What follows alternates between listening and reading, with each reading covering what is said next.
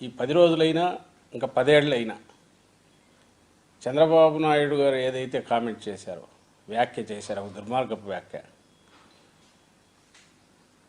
ఒక అపచారం ఏదైతే, ఘోరమైన అపచారం ఏదైతే చేశారో, ఆ వ్యాఖ్య తాలూకు ఎఫెక్ట్, ప్రభావం అయితే అంత సులభంగా పోదు. దాన్ని మళ్ళీ భక్తుల్లో ఆ విశ్వాసం పాదుగొల్పాల్సింది. నిజంగా ఇంతవరకు ఏమీ జరగని దాన్ని జరిగినట్టుగా ఒక ఘోరమైన అబద్ధం ఆడేసి పైగా రిపీటెడ్గా ఆయన మాట్లాడడం అనేది ఎంత దారుణమో అందరికీ తెలియాల్సింది. అలాగే ఆయన చేసిన వ్యాఖ్య, ఆ పాపం చేసింది చంద్రబాబు నాయుడు అనే విషయం కూడా ప్రపంచమంతా తెలియాల్సింది. ఆయన ముఖ్యమంత్రి స్థానంలో ఉన్న వ్యక్తి అన్నాడంటే దాంట్లో ఏదైనా నిజం ఉంటుందేమో సహజంగా ఎవరైనా అనుకుంటే, అలాంటి అపోహలను పటాపంచలు చేసి, ఎందుకంటే ఇది వైఎస్ఆర్సీపీకి ఒకరికి సంబంధించిన ఇంకోటి కాదు, తిరుమల తిరుపతి దేవస్థానం ప్రతిష్ట దశాబ్దాలుగా, మేబీ శతాబ్దాలుగా కూడా పెరుగుతూ వచ్చి ఈరోజు విశ్వవ్యాప్తమై ప్రపంచంలోనే రోల్ మోడల్గా ఉన్న నేపథ్యంలో సిస్టమ్స్ కానీ లేదా ప్రాక్టీసెస్ కానీ ఆగమశాస్త్రపరంగా కావచ్చు, నియమనిష్టలతో చేయడం, లేదా సప్లైస్ అక్కడికి వచ్చే వాటిని సైంటిఫిక్గా చెక్ చేయడము, క్వాలిటీ చెక్ చేయడము, క్వాలిటీ కన్సిస్టెన్సీ కూడా మెయింటైన్ చేయడంలో కానీ, అయోధ్య రామాలయం కూడా ఇక్కడి నుంచే తీసుకోవాలని వాళ్ళు వచ్చి వీళ్ళనే తీసుకెళ్ళారు.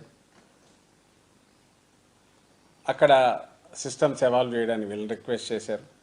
I think they are participating. మా హయాంలో, వైఎస్ఆర్సీపీ హయాంలో అనేది కూడా జరిగింది. అప్పుడు కూడా వెళ్ళి వచ్చారు అక్కడికి. ఇంకా ఎక్కడైనా లక్షల మందిని హ్యాండిల్ చేయడము, ఎలాంటి స్మూత్గా వాళ్ళకు అవసరమైనవన్నీ కూడా ఎలా హైజీనిక్గా, కల్తీలు లేకుండా, ఎలాంటి దాంట్లో లోటుపాట్లు లేకుండా ప్రసాదం కానీ ఆహారం కానీ అందించే ఏర్పాటు, వీటన్నిటిలో కూడా ఆ సిస్టమ్స్ తిరుపతిలో అనేటివి ఓవర్ ది పీరియడ్ ఎవాల్వ్ అయ్యి ఎస్టాబ్లిష్ అయినాయి. అవి కంటిన్యూ అవుతున్నాయి. గవర్నమెంట్ ఏ గవర్నమెంట్ ఉన్నా కూడా ఆ మొత్తం దీన్ని ఈయన ఒక్క దెబ్బకు బ్రేక్ చేశారు. అటుపక్క భక్తుల్లో ఉన్న విశ్వాసాలను దెబ్బతీశారు. ఈరోజు ప్రసాదం తీసుకోవాలంటే అందులో ఏముంటుందని అనుమానించే రకంగా దుష్ప్రచారం చేశారు. దాన్ని మళ్ళీ రిపీటెడ్గా అన్నారు. అలాగే ఏ వ్యవస్థ అయితే బలంగా ఆ వ్యవస్థల మీద కూడా విశ్వాసం పెరిగిందో వాటిని కూడా కించపరిచేయటో, అందులో డొల్లతనం ఉందన్నట్టు ఒక అబద్ధపు ప్రచారం కూడా తీసుకొచ్చారు. ఇది ఆయన చేసిన ఘోరమైన అపచారం కాగా, ఇప్పుడు రెలవెన్స్ ఏంటంటే, ఇప్పటికే దాని గురించి డిస్కషన్ అయింది.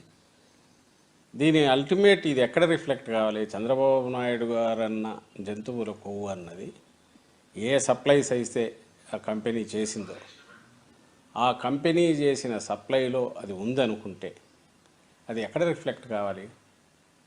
సహజంగానే ఆ కంపెనీకి ఇచ్చిన షోకాజ్ నోటీసులో రిఫ్లెక్ట్ కావాలి.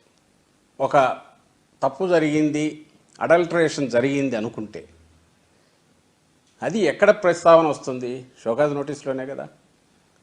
మరి ఆ షోకాజ్ నోటీస్కు సంబంధించినంతవరకు ఎందుకు అందులో యానిమల్ ఫ్యాట్ అని ఆయన అంత విస్పష్టంగా, బాగా మెలకువగా ఉండే చంద్రబాబు నాయుడు గారు అంతగా అలాంటి తీవ్రమైన వ్యాఖ్య చేస్తే అది సహజంగా ఇక్కడ రిఫ్లెక్ట్ కావాలి కదా.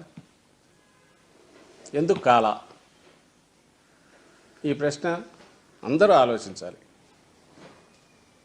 లేదు, ఇది ఏ రిపోర్ట్స్ మీద అయితే ఆధారపడి ఉందో ఆ రిపోర్ట్స్లో ఉన్న ఎందుకు ఆ ప్రస్తావన రాలేదు?